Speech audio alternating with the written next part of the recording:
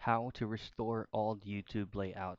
Now, there's actually no way for us to be able to get the old YouTube layout, but I will be able to show you on how close we can get that layout back.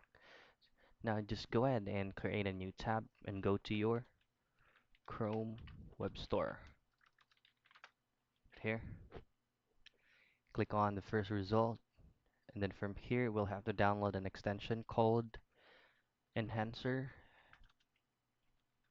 for YouTube, right here. Now you'll have to add this to your Chrome, download and install it. So let's wait for a couple minutes. Now once the extension is fully activated, you can go ahead and go back to your YouTube website and then play any videos. And for you to be able to adjust any settings from that extension, you just have to click on this puzzle icon right here and then go to your enhancer for YouTube app.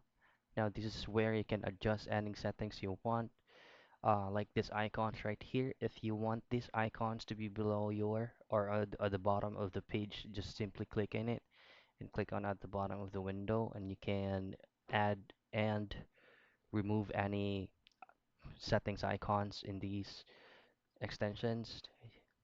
You can go ahead with the dark theme, custom theme, or any settings you want.